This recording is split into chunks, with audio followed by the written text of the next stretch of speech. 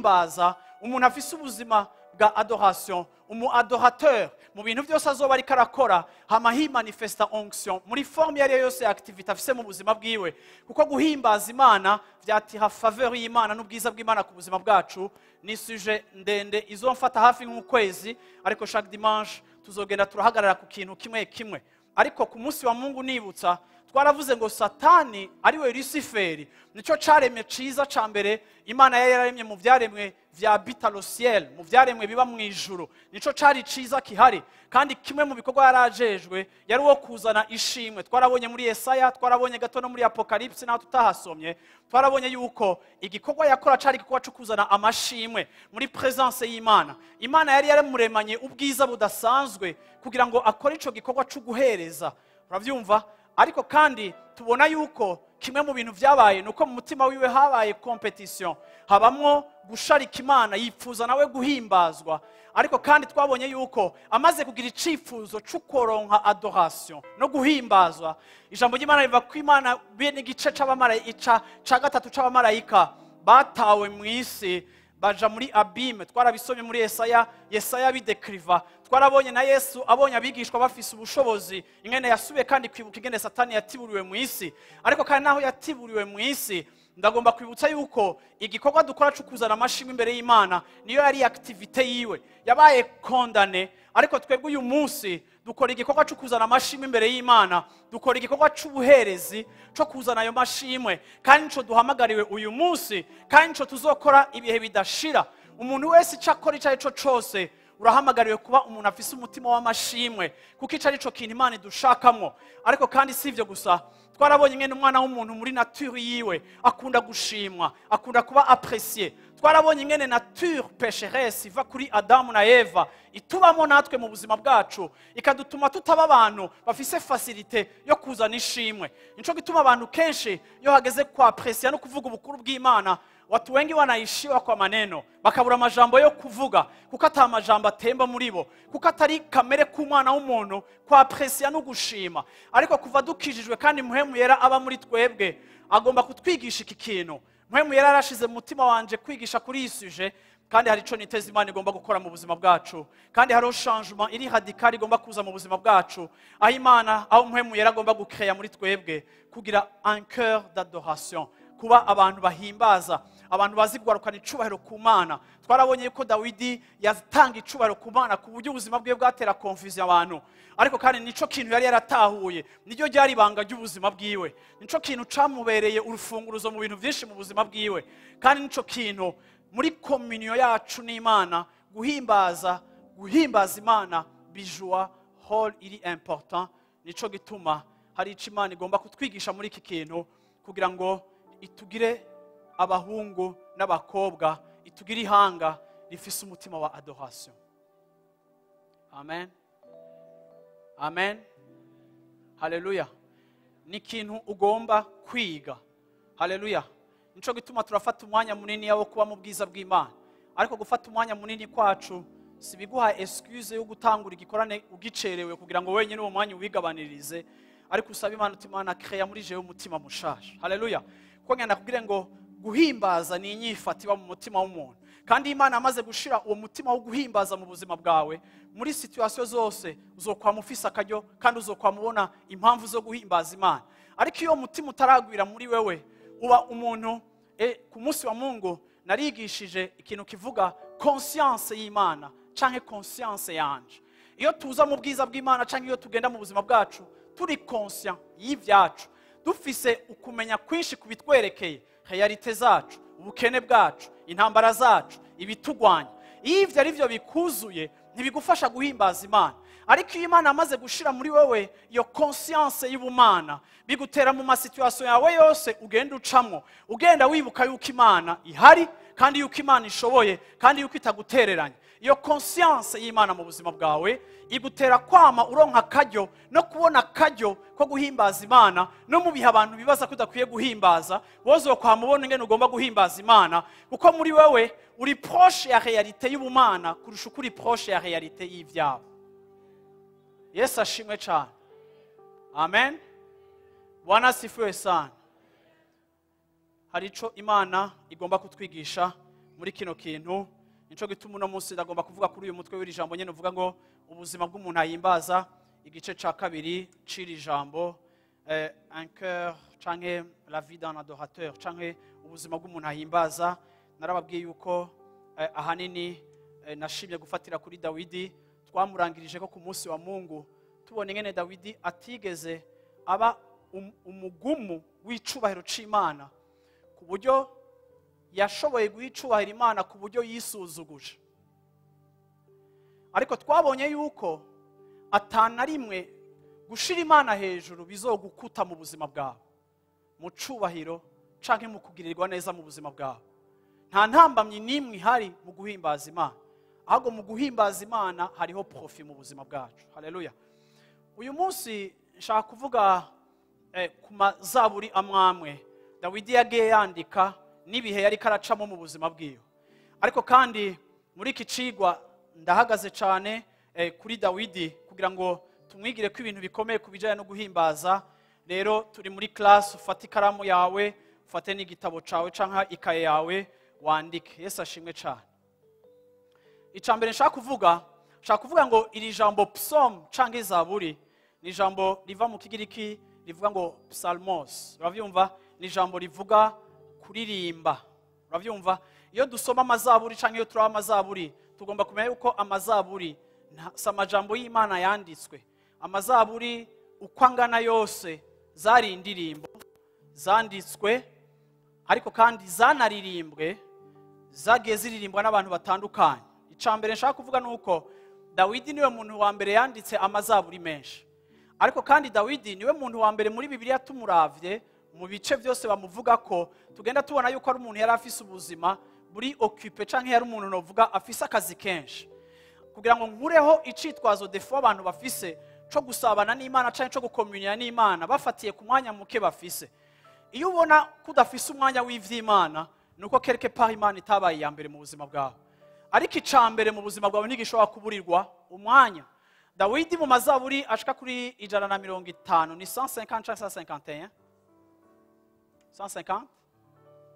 Mu mazaburi ashika 150 Dawidi yanditse amazaburi 73. Amazaburi 12 yanditswe na Asafu.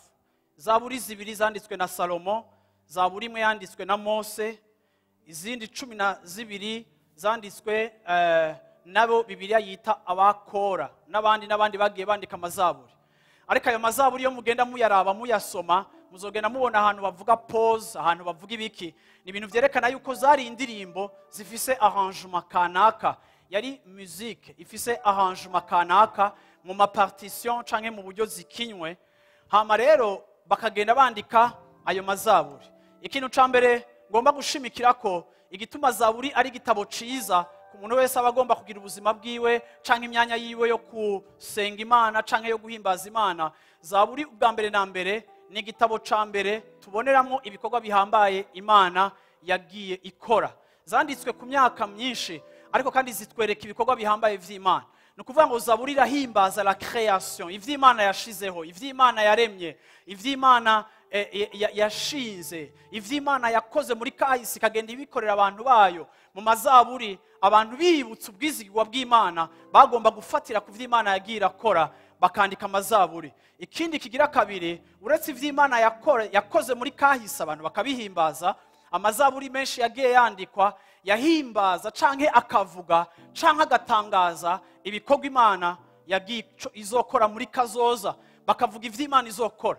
Biratangaza, tuzoronka umwanya canke turi hagati mu masengesho canke muri 40 jours zofata umwanya uko twiga ku mazabura mwamwe kugira ngo murabe amabanga akomeye ari muri iki gitabo. Ariko kimwe mu bintu nshaka gushimikira ko nuko zaburi abantu bazitangura zimwe zanditswe n'abantu atangura ariko arasenga afise ibibazo, akeneye protection y'Imana, akeneye igitangaza c'Imana. Ariko uko yevoluwa ariko arasenga nico gituma zaburi yo muko murazisoma zifise isura zitandukanye, ntiziri systematique muri teme yazo kandi ntiziri constant. Umenga ziraja muri sujet yo hanze, umenga ziravanga, ariko ntizivanga. Nuko yaba ari ubuzima bwo guhimbaza no gusenga abantu baba barimwo. Kenshi zatangura abantu binginga Imana, batabaza Imana, ariko uko zigenda zavansa imbere abantu bagatangura kuvugishwa ivyo kuvuka kwa Yesu, bakavugisha ivy'Imana izokora. Ugasanga umuntu muri zaburi yiwe telma yabaye muri presence y'Imana, avuga ubukuru bw'Imana, hama Saint Esprit akamanuka, bagatangura kuvugishwa. Uja gusanga muri aya masengesho y'aba bantu hariho amaprofesi menshi Imana yagiye ishitsa, ariko kumbure mu gihe cabo bashobora kuba bayavugishijwe batabizi. Ariko ico ni ikintu kitwereka yuko igihe turi muri communion n'Imana, non seulement Imana ntibiriko iravugana na twebwe, ariko Imana ibiriko irahorasha amabanga ku mahanga, ku miryango, ku bihugu. Nico gituma muri communion yacu n'Imana hari ikintu tuvyara. Nico gituma nshaka kuba tubirira cane, kwa aprecier no guha agaciro imyanya yanyu hamwe n'Imana, kuko ico wubashe nico uhaye agaciro, Imana ikigira source ya benediction yawe iyo gihagaze nk'uko ijambo ryayo rivuga. Nico gituma iyo twaje ngaha gutazira no kuhimbaza Imana, dusuka imitima yacu, tukarekura impwemu yacu ikavugana n'Imana kugira ngo bitwubake. Ariko si ivyo gusa, rimwe na rimwe Imana izoguha amajambo ya prophecy hejuru y'ubuzima bwawe muri imyanya yawe yo gutazira. Amen, amen. Ndashaka kuvuga iki kintu. Mwisi yose, amahanga yose, amoko yose yo mwisi, atanumwe arinze kubibigisha nkuko atawigisha umuntu aho ibifungurwa bica mu gufungura. Abana b'abantu mwisi yose bararirimba. Musi ndashaka kuvuga ku kintu cyo kuririmba, kuko ni ikintu tugomba gutahura neza, kuko ni instrument, ni ikintu dukoresha mu myanya yacu yo gutazira, ariko rimwe na rimwe gishobora gukoreshwa mu buryo butaribwo. Ndagomba kuvuga ngo mu mahanga yose, mu moko yose, muri kahise, abantu bose banye baririmba. Nta peuple rimwe yo mwisi uzosanga itaririmba. Nta hanga na rimwe ryo mwisi muri kwenza arizo zose guhera kera cyane, nta bwoko na bumwe butaririmba. Abantu bose bararirimba, abantu bose barafise iririmba ryabo. Ayandi moko uzosanga n'indirimbo zabo zigira ingoma zazo zitandukanye. Peuple yose igira rythme y'ingoma itandukanye. Ntawabagirishije seminaire, ntawabagirishije conference, ariko kuririmba ni kimwe mu bintu Imana novuga yashize muri instinct zacu, ni kintu kavukire kiba mu muntu. Nico gituma indirimbo canke melody ni kintu gikora ku muntu cane, ni kintu ushobora kumva, ushobora no kumva akaririmbo ka Celine Dion ugahakwa kuja mu mpwe. Kubera naho katavuga ivy'Imana, umujya, umuziki ni ikintu kitubamwo, ni ikintu gitusha ibwina cyane, kandi umuziki ni ikintu gituma umuntu ashobora gusohoka n'umuntu asanzwe yugaye ukamubona mu yindi eta, kuko umuziki ari ikintu gifatanye, sinzi ukuntu uvuga, gifatanye na maumbile yetu. Umuziki n'umuziki. Nico gituma ico kintu Imana yashize mu bana b'abantu, Lucifer ari we Satani amaze gutiburirwa mu isi, umuziki warakoreshejwe.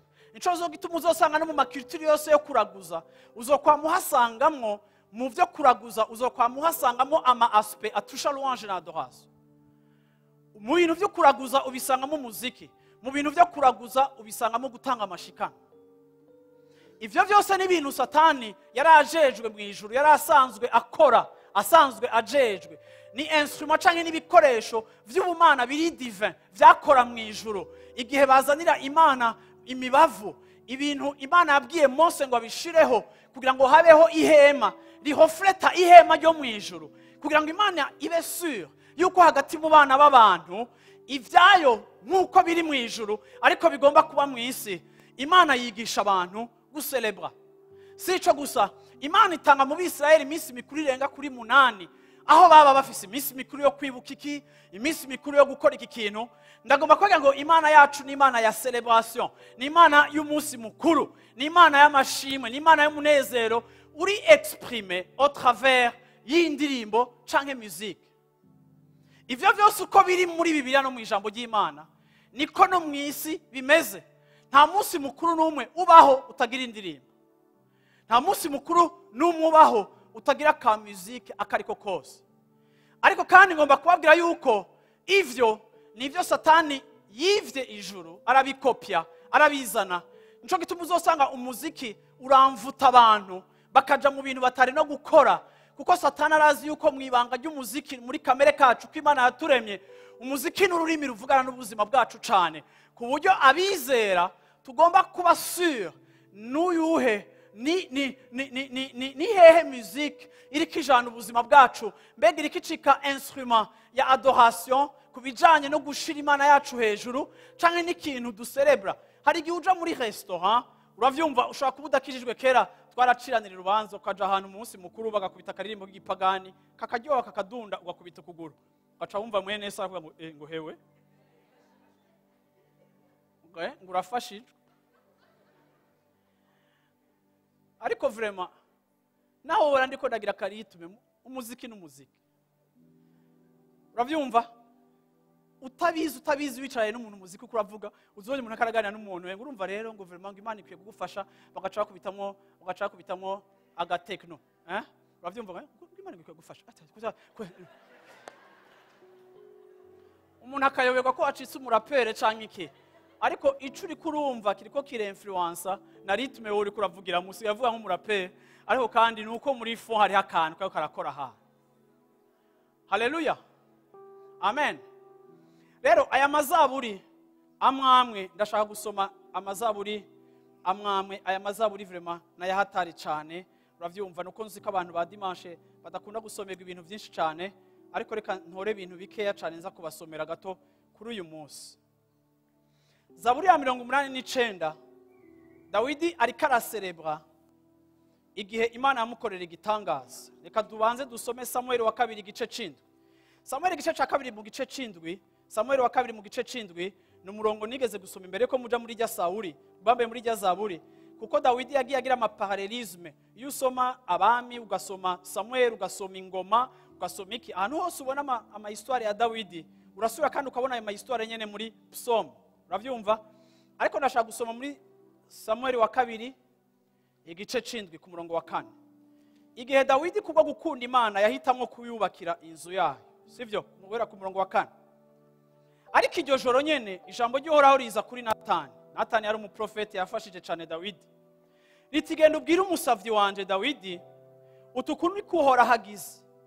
Ati mbega uzomwubakira inzu yo kubamwo? Uterega ntiyigeze kuba mu nzu uhereye igihe yaduganiye Abisirayeli abakuye muri Egiputa gushitsa n'ubu. Uti yahora aba mwihema nk'urusago.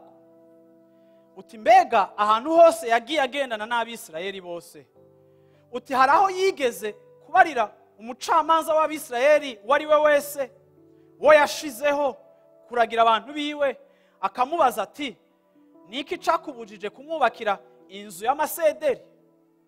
Nuko rero uko abari kubarira umusavyi wanje Dawidi, utuhoraho nye n'ingabo uku niko agize. Uti yagukuye mu bwungere inyuma y'intama ngo ube segaba w'abantu biwe b'Abisirayeli. Uti kandi yagendana nawe aho waja hose. Uti arandura abansi bawe bose imbere yawe. Uti kandi azoguha izina rya rurangiranwa nk'uko abandi bahambaye bo mu isi bayafise. Uti kandi abantu biwe b'Abisirayeli azobagenera ahantu ahababadike bahibere arahabo bwite batazohimuka ukundi. Uti kandi abantu b'ibirara ntibazosubira kubagirira nabi nk'ubwa mbere, nko mu bihe y'abacamanza nko mu gihe yaha abacamanza kuganza abantu biwe b'Abisirayeli. Uti kandi azoguha impore hagati y'abansi bawe bose. Uti mbere Uhoraho arakubariye yuko azokugira igisata. Murumviye promesse aho Imana ikubwira ngo nzokugira igisata. Uti kandi iminsi yawe niyashika ugahamvya abasokuruza, utazokwimika umwana wawe wivyariye agusubirire mu gishingo. Uti kandi azokomeza ingoma yiwe. Uti uwo niwe azomwubakira ingoro ibe iy'izina ryiwe. Uti kandi azokomeza intebe yiwe y'ubwami gushitsa ibihe byose. Uti azomubera se nawe amubera umwana. Uti naho niyacumura azomuhanisha inkoni nk'uko abantu bahanisha. amuhe imiramu nk'iy'abana b'abantu. Utariko imbabazi ziwe ntizizomugira gute? Ntizizomukurako nk'uko yazikuye kuri Sawuli uwo yasohoye agashiraho wewe. Uti kandi inzu yawe n'ubwami bwawe bizohora bihamye imbere yiwe. Uti n'ingoma yawe izokwama ihangamye na ntaryo. Maze ayo majambo yose uko kwerekwa kose Natani abidondorera Dawidi. Yesu ashimwe cyane. Yesu ashimwe cyane. Dawidi asezeraniye Imana kuyubakira. Imana irungitse umuprofeti. Ariko Imana irungitse umuprofeti mu buryo bwo gupoza question. Mbega Dawidi muri kahise hari aho wigeze ubona ko jewe Imana mfise besoin yo kuba mu nzu yubatswe n'amasederi? Ariko Dawidi mu rukundo rw'Imana yumva yuko kubakira uduhema Imana akeneye kuja kuri etape ikurikira. Imana ibaza ikibazo Natani ati genda umbarize Dawidi. Ariko Imana naho yerekanye ko bitigeze kubaho ivyo Dawidi asavye kandi ko Imana itigeze inavyifuza, ikozwe ko nico Dawidi akoze imuhaye isezerano. Yamubwira ati Dawidi, kuri wewe Sawuli yarakoze icaha, ndarandura intwaro yiwe, ndakuraho pouvoir yiwe. Ariko wowe Dawidi, naho umwana wawe azokora icaha, hagufata uruvyaro rwawe ngo ndarukure ku ngoma. Uruvyaro rwawe nzoruhana nk'uko abantu bahana, ariko naho hazobamwo igihano, abawe bazokwama batwaye ibihe byose. Haleluya, amen. Ariko Imana yamubwira ati ariko naho wagize icifuzo ciza cyo kunyubakira, we ntiwubake, reka umwana wawe Salomo aba ari wazonyubakira, ariko ndakiriye iyo offrande umpaye. Yesu ashimwe cyane. Usomye Zaburi ya 89 rero, Psalm 89, uravyumva harimwo ifise parallelisme canke ifise amajambo Dawidi mu gushimira Imana yakoresheje mu gushima afatiye kuri iki kintu Imana yariheje gukora. Uravyumva bisobanura ngo aya mazaburi kuntu muyabona ntimwibaze ngo akurikirana n'ibi bitabuku, ariko amazaburi menshi yagenda ava muri context kanaka y'ibintu Imana yabiri kirakora. Yesu ashimwe cyane. Amen. 89 kuva kuri 22. 89 kuva kuri 22.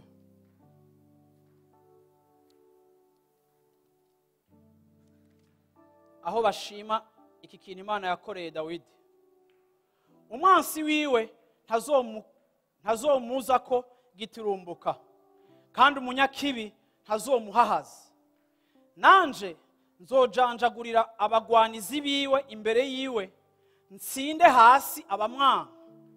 Ariko imbabazi zanje no kuba umwizigirwa kwanje bizobana nawe, kandi izina ryanje rizoshirisha hejuru ihembe ryiwe. Nzoshira ikiyaga mu ntoke ziwe n'inzuzi mu kuboko kwiwe kw'iburyo.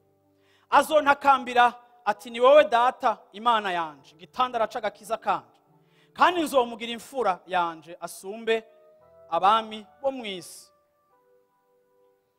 Nzomwubakira imbabazi zanje ibihe bidashira, isezerano ryanje rizohama kuri we, kandi uruvyaro rwiwe nzoruha kuramba gushitsa ibihe bidashira. Bo n'ingoma yiwe nk'iminsi y'ijuru. Namba abana biwe bazoreka ivyagezwe vyanje, ntibagendere mu byo nageze, namba bazorenga ibyo nashinze, ntibitondera amabwirizwa yanje, niho nzohanisha ibicumuro byabo inkoni no kugabitanya kwabo imiramu. Ariko sinzomukurako gose imbabazi zanje, sinzoreka kuba umwizigirwa, sinzova mu isezerano ryanje, sinzohindura ijambo ryavuye mu kanwa kanje. Igihe kimwe narahiye ukwera kwanje, sinzobesha Dawidi. Uruvyaro rwiwe ruzoramba gushitsa ibihe bidashira, ingoma yiwe izohoraho nk'izuba imbere yanje. Izoshimangirwa gushitsa ibihe bidashira n'ukwezi. Mwijuru hari icabona co gushingira intahe co kwizigirwa. Sela, uravyumva? Aka n'akantu kerekana ko indirimbo igiye mu yindi partition canke bakagenda muri refrain. Yesu ashimwe cyane. Yesu ashimwe cyane. Nta karite nyinshi cyane wombwira ziri mu buzima bwa Dawidi iruta karite ya mbere yo kuba umuntu ahimbaza Imana. Haleluya. Iki kintu yakigize ubuzima bwiwe. Bwana asifiwe sana. Yakigize ubuzima bwiwe.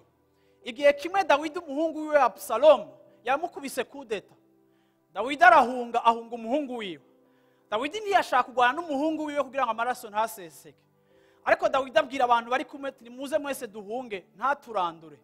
Muri Samueli wa kabiri igice ca 15 ku murongo wa 13 n'uwa 17.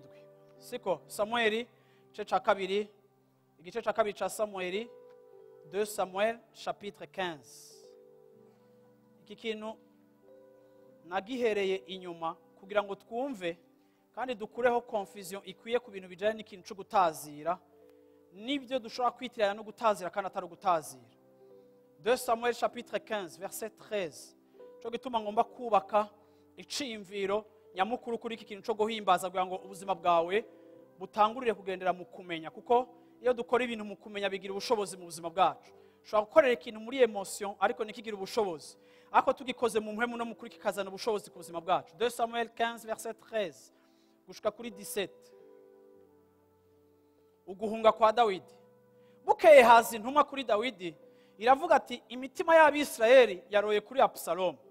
Maze Dawidi abarira abantu biwe bose bari kumwe nawe Yerusalemu ati muve hasi duhunge, kuko tudahunze atanumwe muri twebwe yomukira. Nimwihute tugende, ntace aduhamvya akadukorera ibara, umugwa akawukirisha inkota. Maze abantu b'umwami baramwishura bati mwami wacu nyeninga, abasavyi bawe twiteguye gukora ico ugomba cose. Nuko umwami avanayo nabo mu rugo rwiwe bose bamukondoreye inyuma, ariko asigayo 10 bo mu ncoreke ziwe yagize abagore ngo baziga mu rugo. Uko ni ku mwami yavuyeyo, abantu bose bamukurikira inyuma, bashitse ku nzu y'imperera bagira gute? Batebaganiraho canke bateberaho. Psalm 3 Zaburi ya 3. Bene ibi bigufashe kumenya yuko rimwe na rimwe amazaburi uhora usoma arafise byari yanditswe nico yandikiwe nico byari bifatiyeko. Uravyumva? Rero iyo umaze gutahura mu myanya yawe yo kwiga ijambo ry'Imana canke kuba mu ijambo ry'Imana biragufasha kumenya ibihe n'amazaburi amwe ivyo avuga. Zaburi ya Dawidi y'igihe yahunga Absalomu umwana wiwe, igice ca 3 ca Zaburi. Uhoraho we, erega abagwanizi banje baragwiriye, abangararije ni benshi baramvuga ngo nta gakiza afise ku Mana. Agaca agira partition. Iyo ni indirimbo. Yamara wewe uhoraho, musomye aya mazaburi mugenda mubone ngene Dawidi agira comparaison hagati y'igihe kibiciwe ariko na fidelite y'Imana. Muriko muranyumvaga abantu b'Imana? Indirimbo Imana ikirashira mu ishengero, indirimbo Imana ikirashira mu buzima bwawe. Ni indirimbo kuririmba si ukwibagiza ibibazo. Kuririmba canke gutazira si ukunyura umogi gwo kwibagira ibibazo byacu hama ngo tugaruke muri reality. Aya mazaburi atwereka yuko aba bantu bayanditse baba bari conscient y'ibibazo byabo, ariko conscience y'ibibazo byabo baba bariko baracamwo ntiyaruta conscience y'Imana bafise, ntiyaruta conscience y'amapromesse y'Imana bafise. Ikibazo dufise uyu munsi, abantu bafise ubumenyi buke kubijanye n'amasezerano y'Imana mu ijambo ry'Imana. Hariho amasezerano y'Imana ku mubiri wa Kristo, hariho amasezerano y'Imana ku buzima bwawe ku gatwe kawe, ariko iyo utazi amasezerano ntushobora gutazira. Dawidi yahunze Absalomu, ariko amenya yuko nahunze Absalomu afashe igihugu ku nguvu. Dawidi amenya yuko ubwizigirwa bw'Imana n'umugambi w'Imana bidahindutse ku buzima bwiwe. Dawidi n'umuntu wa mbere yagize ubwansi bwinshi na hostilité n'ibimugwanya byinshi, ariko hamwe n'ibimugwanya byinshi icagiye kumutabara no kudahemukira Imana nuko yari afise ukumenya gukwiye kubwizigirwa bw'Imana, bikamutera gutuza no kutagira nabi, kuko yarazi ko mu gihe gikwimana izomugirira neza. Igihe kimwe yaronse akajya ko kwica Sauli, amukurako agace k'ishati, aragenda hakurya aramubwira ngo loin de moi, kwicwa uwasize amavuta. Kuko Dawidi yarazi yuko naharonse okaziyo yo kwica umwami. Dawidi yarazi yuko igituma umuntu aba umwami n'uhoraho. Yarazi yuko mu gihe gikwiye Imana izomugira umwami. Yarazi ko isezerano yarironse akiragira. Yarazi yuko atakintu na kimwe akwiye kugira ngo akontribue muri réalisation ya plan de Dieu. Bikamutera kuba umuntu atigwanirira kuko mu buzima bwe yari afise ukwizera gukomoka muri ya presence y'Imana horaho. Ariko akaronka akajya kukwereka Sawuli ati Imana yari yakumpaye ariko umuhora iki ko je ataco ndakugize. Igihe Absalomu yamugwanya, Dawidi ntiyashize ingufu mu kugwana n'umuhungu wiwe. Ariko Dawidi yaragiye kuko yari afise ukwizera, yari afise ugusangira n'Imana, atahura neza yuko ico Imana itaguhaye ntiwociya. Izaburi ya 3 avuze ngo abangwanya ni benshi, abamvuga ni benshi. Ku murongo wa 3, yamara wewe uhoraho uri nkinzo inkingira, uri icubahiro canje, niyo ushira hejuru umutwe wanje, ijwi ryanje rigatakambira uhoraho, nawe akanyishura ari ku mugwa wiwe wera. Agacaja muri izi zose ni indirimbo abantu b'Imana, siko? Nararyama nkasinzira nikangura kuko uhoraho ari wampagarikiye. Sinzotinya abantu ibihumbi byinshi by'abankikije impande zose kugira ngo bantere. Uhoraho we haguruka, Mana yanje we nkiza, kuko wakubise abansi banje bose mu musaya.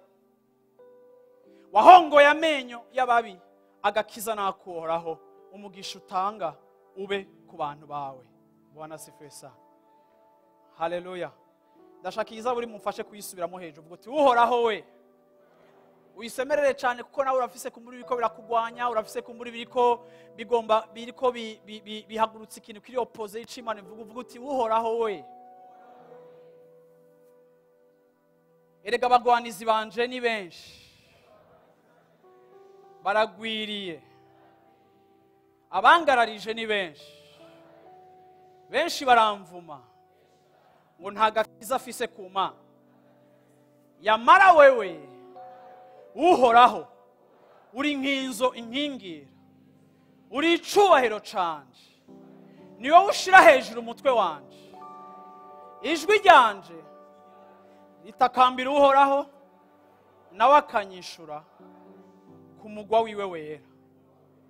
Nararyama ngasinzira nkikangura kuko uhoraho ari wampagarikiye. Sinzotinya abantu ibihumbi byinshi by'abankikije impande zose kugira ngo bantere. Uhoraho we haguruka, Mana yanje we nkiza, kuko wakubise abansi banje bose mu musaya. Wahongoye amenyo y'ababi, agakiza nakuhoraho, umugisha utanga ube ku bantu bawe. Abantu b'Imana bavuge ngo amen. Abantu b'Imana bavuge ngo amen.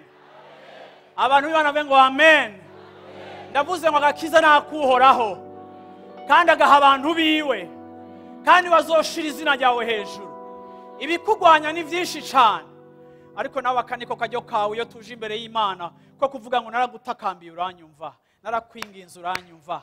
Iyo tuje guhimbaza Imana niho dusuka tukayibwira amagogo yacu, ariko tukibutsa ikirere, tukibutsa abadayimoni uwo twakurikiye wari we, uwo twizeye wari we, tukavuga ngo ntashobora kuduheba, ntashobora kudutereranya, aranyitwararika. Ego bahagurutse bahawe inkomezi z'igihe gito, ariko azobamenya amenyo, nta menya azobakubita mu musaya, nta nkomezi bafise, ariko kandi agakiza nakuhoraho kandi kari ku bantu biwe. Yesu ashimwe cyane. Aya yari amasengesho, aya yari amatazirano, apana y'umuntu yishuwe, ariko y'umuntu yiteze gutabarwa kuhora. Iyo twaje ngaha guhimbaza Imana, tukavuga ubukuru bwayo si uko inyishu ziba zaje iyo turonse promotion siho tugira louange na adoration iyo twaronse akazi gashasha siho gusa tugira louange na adoration ariko no mu gihe cacu ca souffrance turaza tukabwira Imana amagogo yacu ariko mu kuvuga amagogo yacu ntitugarukire muri lamentation ntitugarukire mu kwidoga ariko tukaririmba ivyizigiro vyacu tukabwira ikirere ivyizigiro vyacu tukabwira ibituremwo ivyizigiro dufise ku Mana tukibutsa Satani n'abadayimoni amateka yacu aho Imana yadutabaye aho Imana yatugiriye neza tukibutsa Satani ubukuru bw'Imana n'ukuboko kwayo tukayigina Satani akavuga ngo bariko barigina n'abakomerekeje yes occasion zose ziri favorable kuri adoration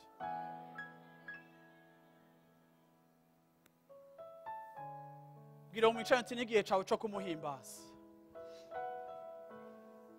muze dukorane mu nzu y'Imana muze tuzinduke tuze mu nzu y'Imana uri determiné uvuga uti ndaje kuri grand rendez-vous ndaje kwifatikanya n'abandi ndaje kuvuga ubukuru bw'Imana Satani sishaka kwiyumvira ivyo nabuze vyovyo nzokwama mfise ivyo mbuze ariko hariho ama-aki hari ivyo nahawe hari ivyo ntashobora kwambugwa hari ico Imana yangize ndaje kwirata umukiza w'ubugingo bwanje umutabazi w'ibendera ryanje ushira ibendera ryanje hejuru ushira agatwe kanje hejuru umpa kunesha umpa gutegeka umpa gusinzira ngo nararyamye ndasinzira malgré ko nari nkikujwe n'abansi ariko narasinziriye iyo niyo ndirimbo yacu muri kino gitondo iyo niyo ndirimbo y'ishengero muri kino gitondo haleluya Yesu ashimwe cyane amen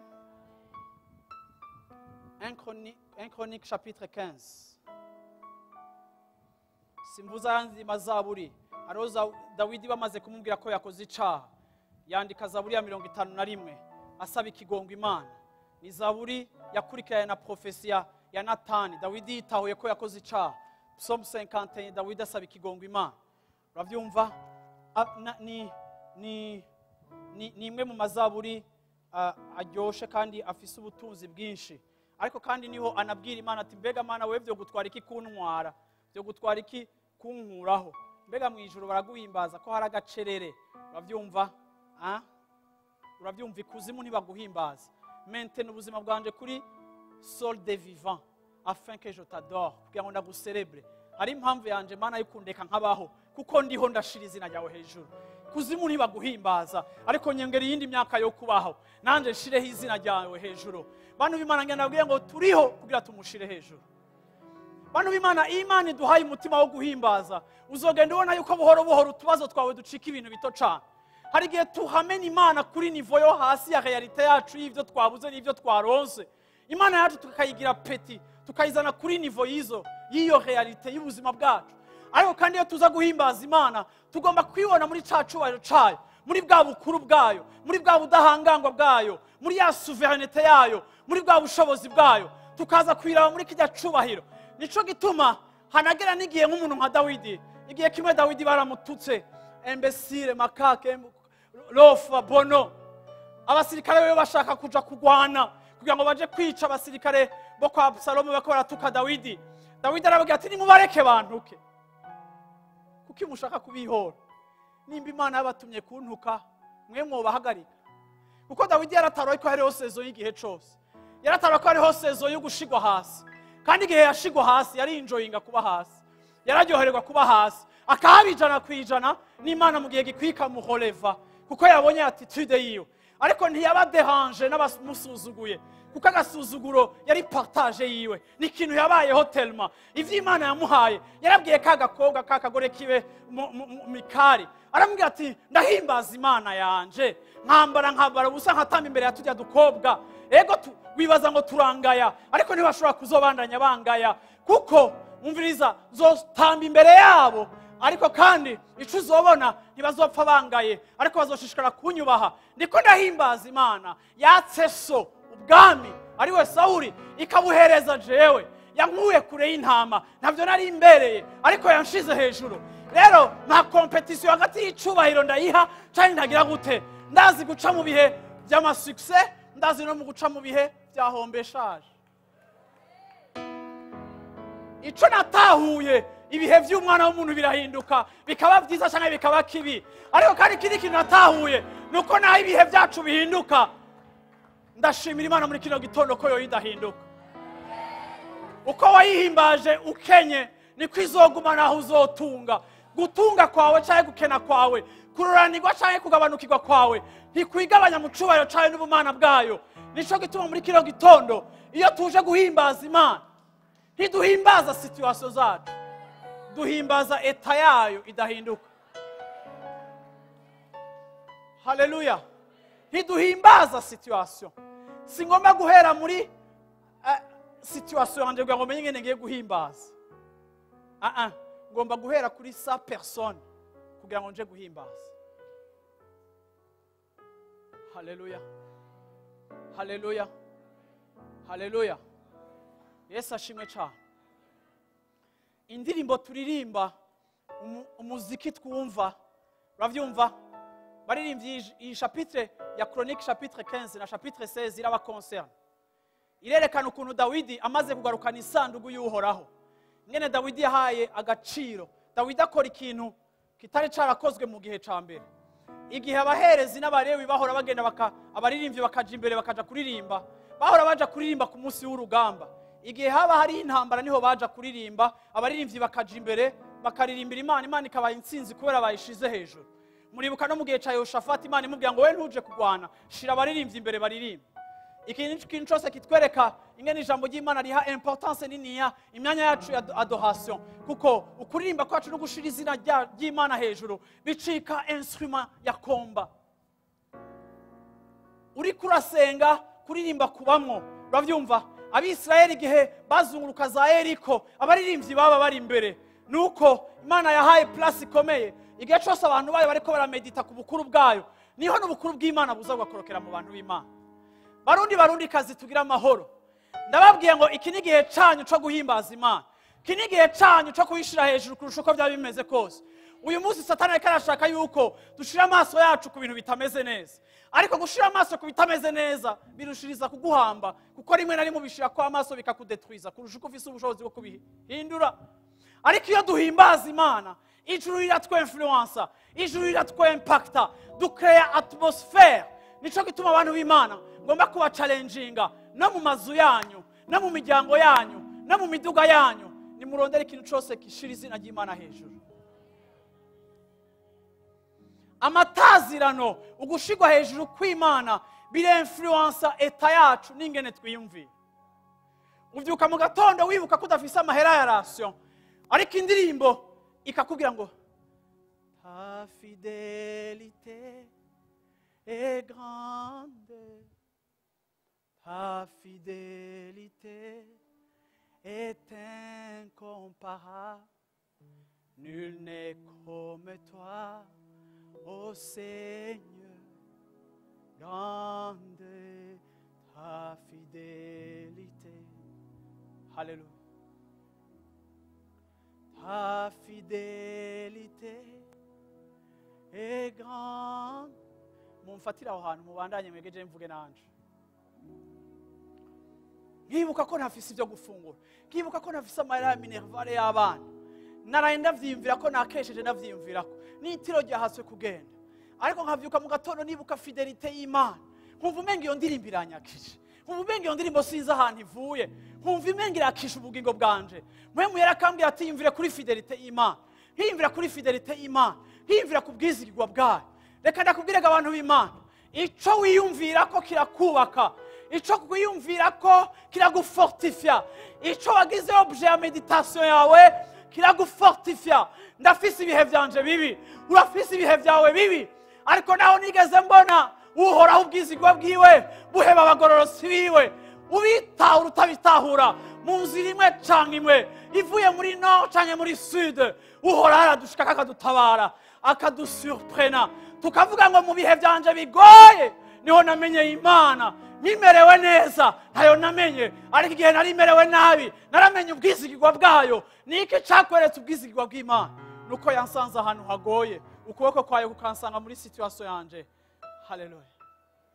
Ta fidélité est grande. Haleluya. Shendele koti ele bloche teleko se teleko. Lendele koshe telebo se teleko. Mana wowe uraza aho uhora udusanga. Mana wowe urafise aho uhora udusanga. Mana uhora udusanga mu mwiza wacu. Mana uhora udusanga mu bihe byacu bibi. Mana uhora udusanga umenga twahomberanye. Mana uhora udusanga umenga twananiwe. Mana uhora udusanga ibintu byagoye. Mana uhora udusanga muri pression zacu. Ariko muri kino gitondo Mana ndacelebra fidelite yawe, ndacelebra fidelite yawe, ndacelebra fidelite yawe, ndahimbaza kugira neza kwawe, nahuta abantu bawe, nahureka abantu bawe, urabaha ibitwengo, urabakomeza Mana yo mu ijuru, udusanga mu bihe, udusanga mu bihema, udusanga mu bihema. Ndahimbaje fidelite yawe uri ku miryango iri muri kino kibanza, ndahimbaje fidelite yawe uri ku bana bari muri kino kibanza, ndahimbaje fidelite yawe iri ku badandaji bari muri kino kibanza, ndahimbaje fidelite yawe iri ku ba entrepreneur bari muri kino kibanza, ndahimbaje muri kino gitondo fidelite yawe. Mana sindabona impamvu, Mana tutovuga ubukuru bwawe, Mana sindabona impamvu, Mana twokengera ubukuru bwawe, Mana sindabona impamvu twocereza kukuvuga. Mana twakoraniye hano hantu, hari ntaye zicaye hano hantu, hari ibitangaza byinshi ukora mu bantu bawe, hari ubwizigwa bwawe werekanye muri aba bantu bari hano hantu. Mana hari igihe twibaza ngo biraheze, Mana hari igihe twibaza ngo birarangiye, ariko Mana ukuboko kwawe, ukuboko kwawe Mana, Mana ukuboko kwawe Mana, ukuboko kwawe Mana. Ndahimbaza ukuboko kwawe kuri mu ishengero, ndahimbaza ukuboko kwawe kuri mu bera bawe, ndahimbaza ukuboko kwawe kuduhanagura amosozi, ndahimbaza ukuboko kwawe kudutabara. Mana ntawe wigeze ureka abantu bawe, mu mateka wariyerekanye, uri Imana ya Abrahamu, uri Imana ya Isaka, natwe turi uruvyaro gukwizera gwiwe. Oh! Hallelujah. Hallelujah. Hallelujah. Hallelujah. Hallelujah. Womfasha ukaduza ijwi ryawe ahantu wicaye, womfata ukaduza ijwi ryawe ahantu wicaye. Hallelujah. Mbega ni hewe wabonye ubwizigwa bwiwe, bimubarire. Waragize isanganya, uri muzima. Oh, warabaye menase mu kazi kawe, ariko Imana iguha kandi naho yigeze iguta, naho yigeze iguta. Yemera ko umugororotsi washika hasi, yemera ko abansi bawe naho bagukikuje bavina, ariko azokugaburira amaso yabo, akugaburira mu maso habo. Yes! Sheteleko telebo, sheteleko telebo, shendeleko telebo, seteleko shiteleko, lendeleko teleblo, sheteleko seteleko, kishendeleko telebo, seteleko, lendeleko telebo, shendeleko.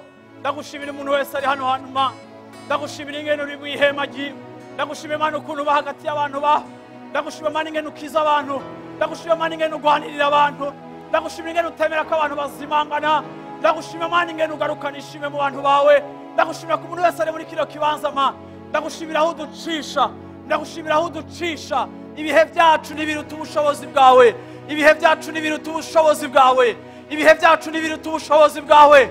Mana nta gihe kikunanira, ibihe bimwe biboneka nk'ibiteye ubwoba imbere yanje, ndabisobanura nk'umuriro, abisobanurira nk'ibipfunda, ariko Mana wowe iyo ubiravye uravuga ngo cereza, cereza, cereza. Wowe ucecekesha inkunza mu buzima bwacu, ucecekesha ibipfunda mu buzima bwacu, ucecekesha ibintu byose. Oh, birabereye ko tuguhimbaza muri kino gitondo, birabereye ko dushira ibendera ryawe hejuru. Mana ntitugomba kukwima ayo mashimwe Mana, Mana ntitugomba kukuvuguruza Mana. Ibihe byanje ntibisobanura ico wowe urico, wowe uri Imana imbere y'ibihe, isi itararemwa wari uriho, wigira inama kurema, uravuga ibintu birabaho, uravuga ibintu bigakoreka. No muri kino gitondo uravuga ibintu bikoreke mu buzima bw'abera, uravuga ijambo ryawe ukarishitsa. Mana reka ico wavuze kuri uyu mushiki wanje gikoreke, reka ico wavuze kuri uru rugo gikoreke, reka ico wavuze kuri uyu musore gikoreke, reka ico wavuze kuri iri shengero gikoreke, reka ico wavuze mu bera bawe gikoreke.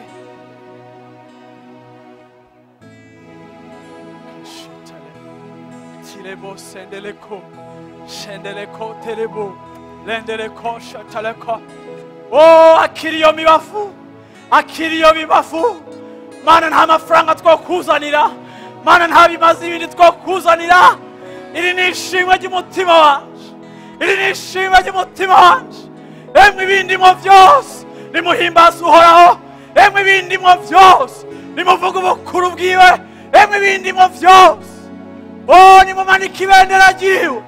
Oh, uhoraho Imana y'Isiyoni, Imana y'Isiyoni asagaje mu mashimwe yawe, ashagaje mu shimwe yawe. Niwadukiza indwara zacu, niwadukiza indwara zacu, niwagukiza muri kino gitondo, niwagukiza shengero ry'Imana, niwakiza urugo rwawe, niwakiza abana bawe, niwagukiza shengero ry'Imana, niwagukiza muntu w'Imana. Niwe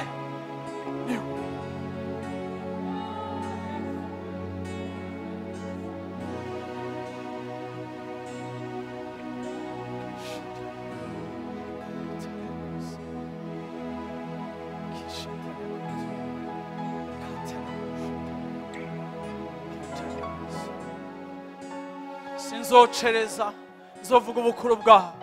Sinzohora, nzovuga ubwizigwa bwawe. Sinzohora, nzovuga kugira neza kwawe. Sinzohora, nzovuga kugira neza kwawe. Sinzohora, nzorimburira bene data ibikorwa bitangaje, ibikorwa by'agahebuza wakoreye ubugingo bwanje. Oh, aho wankuye ma, aho wankuye ma, aho wansanze ma.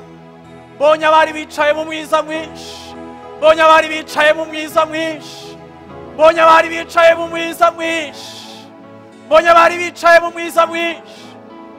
Barasigwa n'umuco, barasigwa n'umuco, barasigwa n'umuco, barasigwa n'umuco.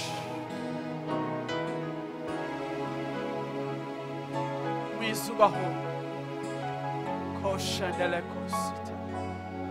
Hallelujah.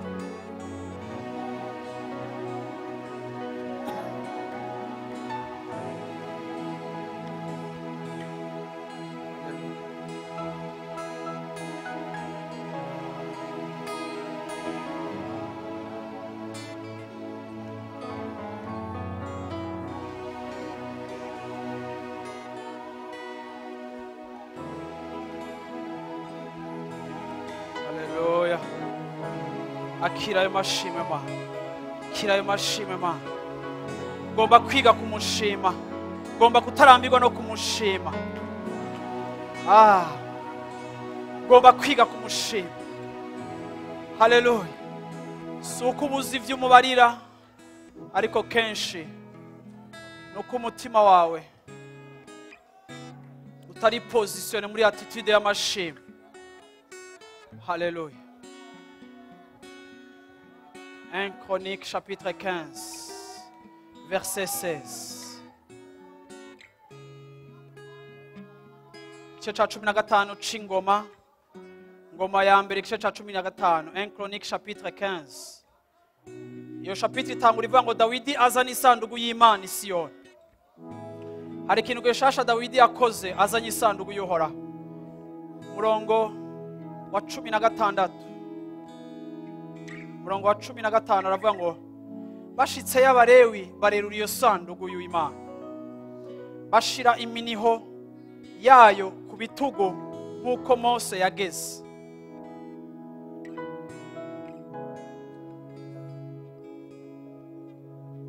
Nk'uko Mose yageze bivuye ku ijambo ry'Uhoraho.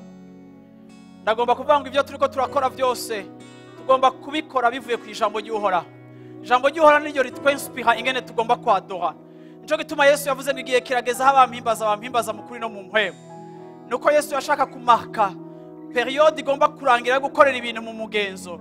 Umugenzo udashobora guhindura ubuzima bw'abantu, ariko n'ikindi gihe kigiye gutangura gishasha aho abantu bagomba gukora ibintu mu kuri no mu mpwemu, bihagaze ku Imana ivuga, bihagaze ku Imana yemera, bihagaze ku Imana ishaka, kugira ngo bishobore kudegaza ubushobozi. Isanduku imaze gushika ku murongo wa 16, maze Dawidi abarira abakuru bo mu Balewi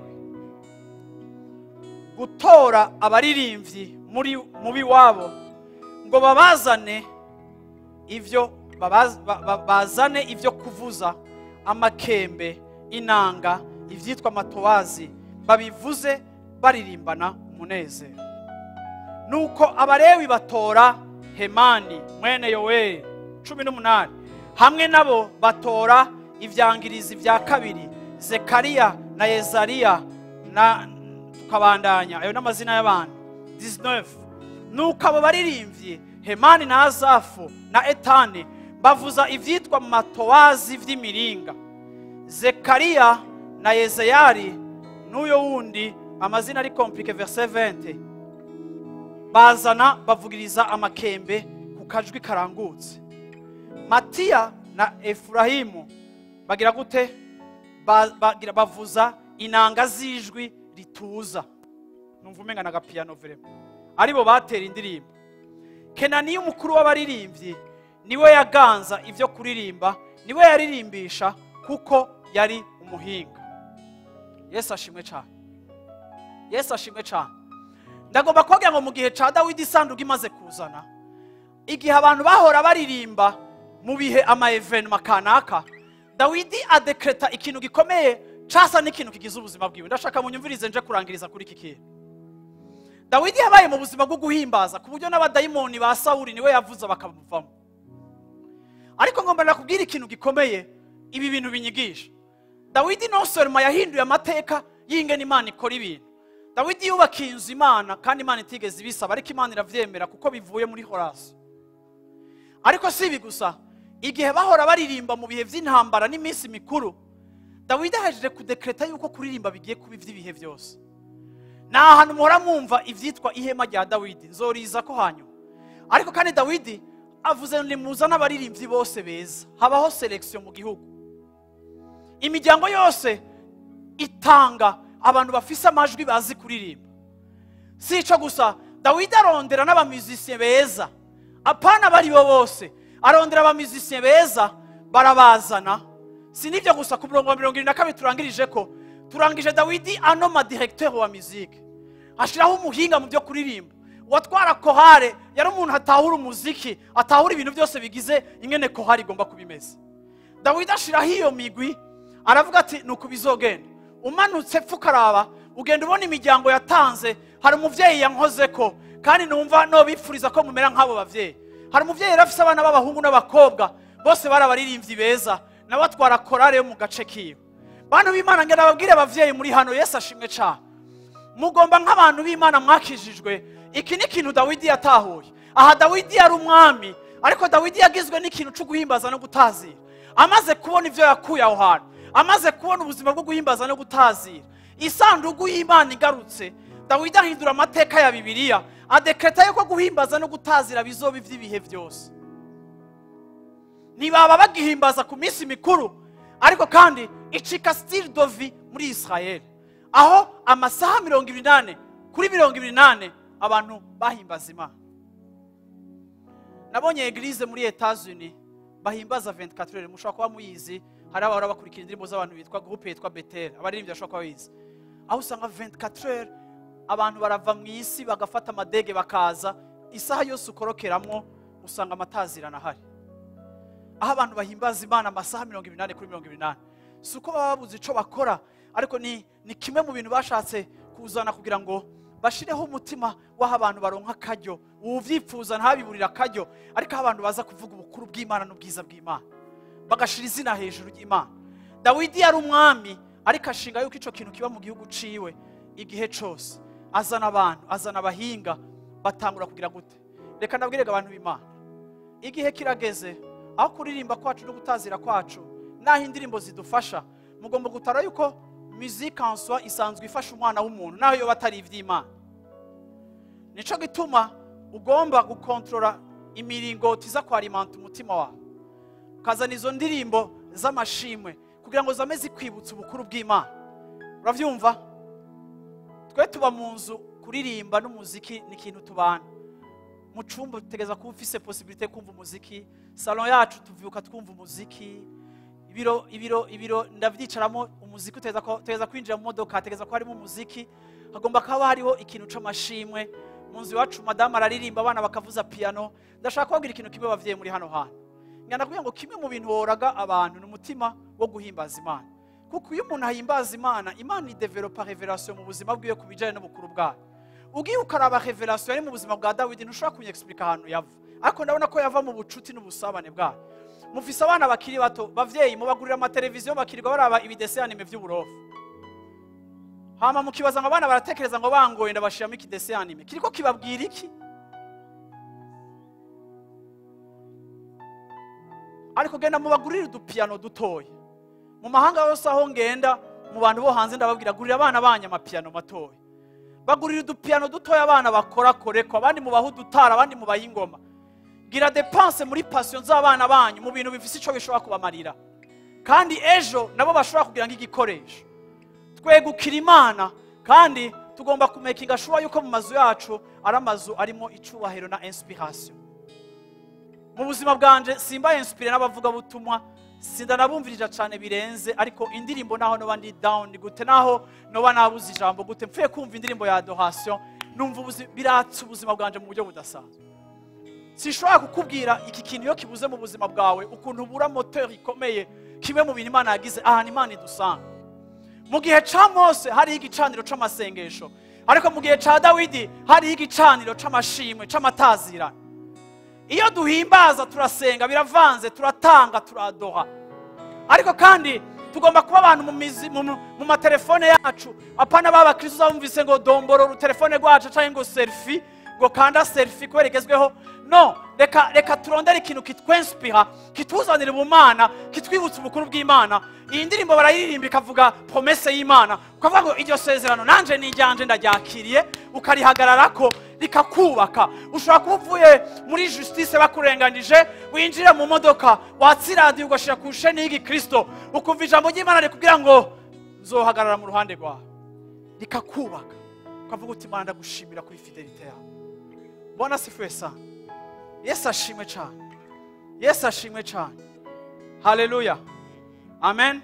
Abanyefeso 5:19 haravuga ngo namwe nimuganire mukoresheje amazaburi n'indirimbo zo gushima hamwe n'amakantique spirituel, indirimbo zo gushima, muririmba muhimbaza Imana n'imitima yanyu yose. Murashobora guhura mukaririmba. Yesu ashimwe cyane. Murashobora guhura mukaririmbira hamwe n'abagenzi mugatera karirimbo. Ushobora kuba ufise urujwi rubi utameze nk'ikohare ya Dawidi, ariko we n'umugore wawe murashobora guhura mu masengesho yanyu mukaririmba. Murashobora kuba muri muzi yanyu mukemprovisa mukaririmba. Mushobora gusangira ijambo canke mugasangira indirimbo. Haleluya. Ariko reka ico gikoresho Imana yaduhaye tugikoreshe mu kuzana ayo mashimwe, kugira ngo dukreye muri environnement yacu ibintu byinshi bitwubaka. Ushobora kuba utari kurumviza ubutumwa canke nta muntu yanga indirimbo, no mu bagenzi bawe badakunda ivy'Imana ashobora gutanga indirimbo. Indirimbo zishobora gutuma umuntu yihana atani ikindi kintu kimwe cabaye. Ndarangirije kuri Zaburi ya 27. Haleluya. Zaburi ya 27. Nababwire aya madimansha yacu azocika ikibanza aho dukura icubahiro cacu tukakizanira Imana. Yesu ashimwe cyane. Ndumva hari ikintu muhemu yera agomba gukora hagati muri twega. Ndumva ko hariho uwo mutima muhemu yera. Hari indirimbo turirimba zuhumetswe na muhemu yera zikacika indirimbo zacu, ariko ndabingize ngo umuntu azokwinjira muri rushengero ku munsi wa Mungu kurikira canke indi misi ya Mungu, winjire ngaho uvuga uti ndaje mu munsi mukuru, ndaje guhura n'Imana, ndaje guhimbaza Imana yanje, ndaje guserebra Imana yanje. Nico kizanye. Zinduwe no kugushi anywe no kura bwiza bwawe.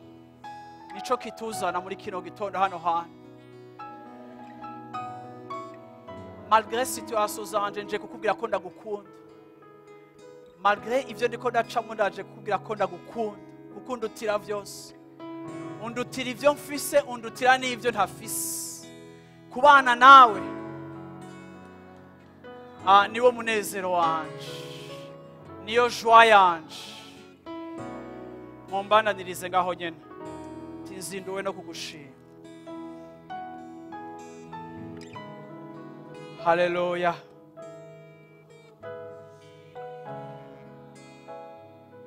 Haleluya.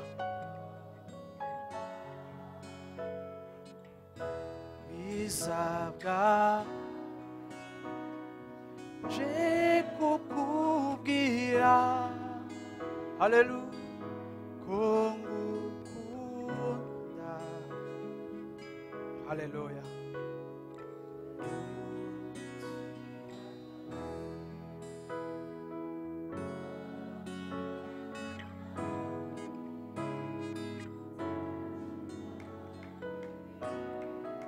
washobora kuza ngaho imbere nimba wumva ufise umutwaro tugiye gusengera hamwe ndashaka gusengera umuntu wese wari wese umutwaro wari wose ufise niyashigwa hejuru azokwigegera ko benshi ndashaka uhagurutse mu ntebe yawe uze umuntu yumva avuga ati jewe umunsi ndashaka hari ikintu nshaka kwakira ndashaka kwakira Imana ikora mu buzima bwanje uze ngaho imbere uhoraho niwe muco wanje Zaburi ya 27 muzi imbere ndaririmba iyi Zaburi uhoraho niwe muco wanje n'agakiza kanje nzotinya nde uhoraho niwe gihome kikingira ubugingo bwanje ninda zonca ivuta hamwe inkozi z'ibibi zari zinziye ngo zijye inyama zanje nibo bagwanizi banje n'ababisha banje baratsitaye baratemba naho ingabo zosagaza ngo zintere umutima wanje ntiwotinya naho intambara yovyuka ikangwanya no muri yo norema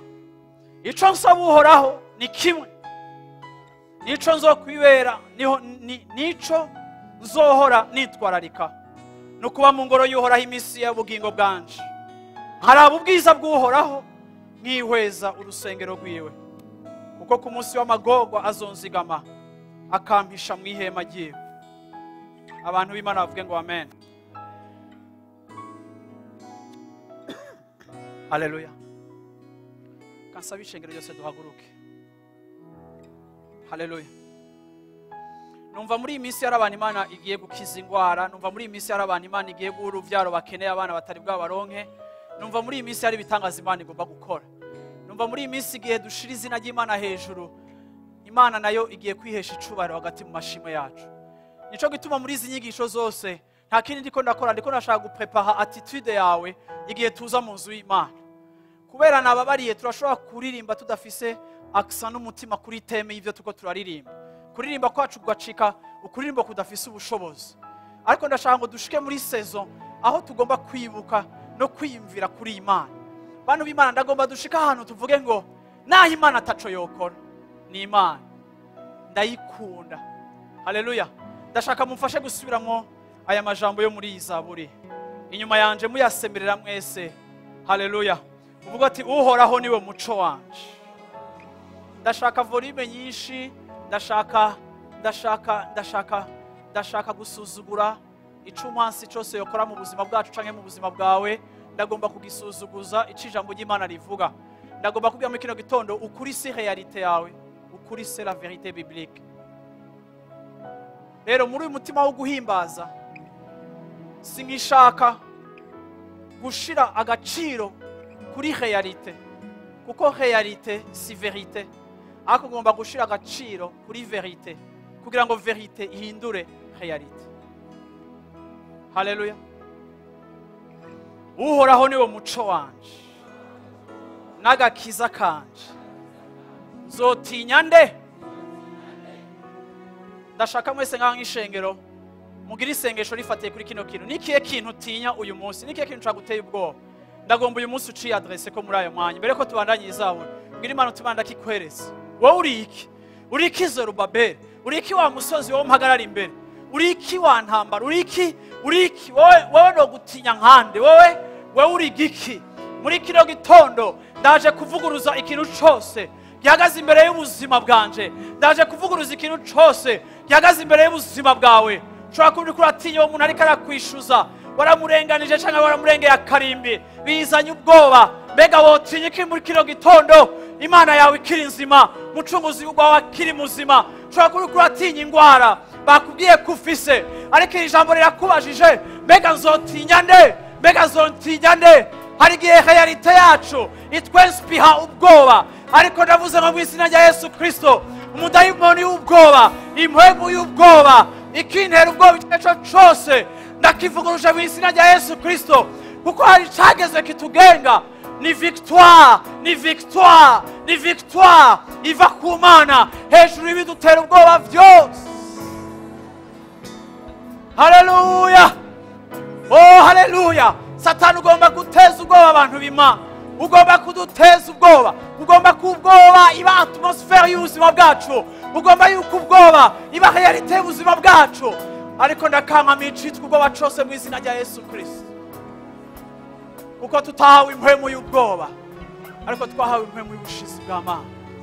Haleluya, haleluya, haleluya, haleluya. Abantu b'Imana bavuge ngo amen.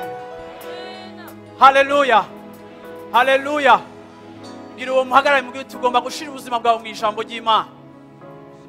Igihe nza mfise ubwoba, ijambo ry'Imana rikambaza ngo tinya nde, ibi nivyo bicika ukuri kwanje, nkasuzugura ukundi kuri nari mfise, nkambrasa ukukuri. Iyo ntakugumbiriye kwa kundi kwa mbere kurahaguma, ariko iyo ndakugumbiriye birubaka ubuzima bwanje, bikabusha muri position ya victoire.